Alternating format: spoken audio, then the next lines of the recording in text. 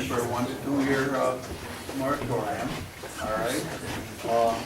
I'm old enough, I've been conned by the best, and last night when he started in "we" and stuff, I knew damn well he was working for the gas company. And one thing he did, he put a scare tactic in me, because he said when if we have a moratorium and they rescind or whatever up there in Dryden or whatever, and we got that moratorium into place, that we're open to lawsuits from the landowners because we stopped them from the use of their land. Am I correct in what he said? Yes, that's right. He said Okay, he now, said are we existing open leases to expire lawsuits during the from moratorium. the landowners if we pass a moratorium? First of all, anybody can sue you for anybody, for anything. So the issue is, even personally, where there's no liability, even though people point to say that. So the question generally is, can we be liable for that? We have personally have represented over 100 New York municipalities in this, from start to finish, from doing the public information session to the public hearing and so forth. 2 of the first 4 towns that passed protective laws got sued.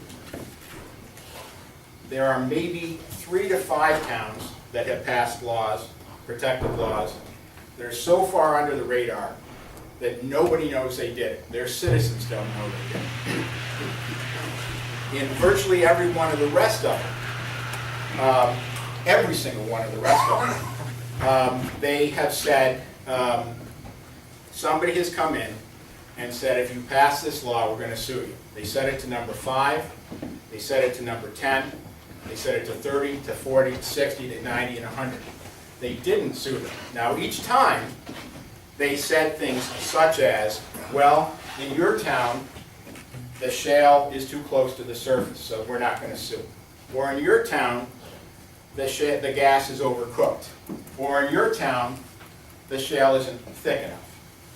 But what they forgot to tell, what they tell everybody, is that, and now they're saying in the 5 counties, it's really important, so the whole world is going to be different in the 5 counties. If this town, if this village passes one, lawyers aren't allowed to bet. And I don't even want to say what I'm about to say, but probably what they're going to say is, well, you're just a village, we're not going to sue you, we're going to wait till a bigger town. Let me just, I'll answer your question. So, they have threatened every single town with this. They say, well, we weren't really going to go up there, we weren't going to go up into Sullivan County, we weren't really going to go into the western part. But what they don't tell you, we don't care about Binghamton, because nobody's going to, but what they bring Tom Shepstone to these things. They don't bring some kid, they bring Tom Shepstone to these things. They bring ex-DEC commissioners to these things in other places where we've been. And so if they're bringing out those kind of guns, and then they lose, and then they say, well, we really didn't care anyway, but we do care about the next one. Will they sue somebody in one of these counties? I don't know. But what I do know is the law is, you know, Tom West is Mr. Gas. He's not appealing it. The briefs are done. If they sue, it's pretty easy. Why I'm asking is because this makes the 3rd meeting I've been to here in 3 days. We actually had a board member threaten that if we passed it, he was going to sue. The board member? Yeah. Yes.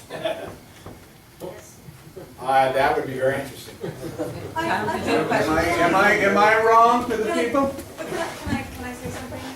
Can I stand up for that board member and just say that I think this subject is so heated, and at the end of that meeting, we were in a totally different place. Yes. We could just let that drop. I'm not going to comment on it. Yeah, That's why all I said was that's It interesting. wasn't, and it wasn't a meeting. Bill, It wasn't actually a meeting. That's what I'm saying.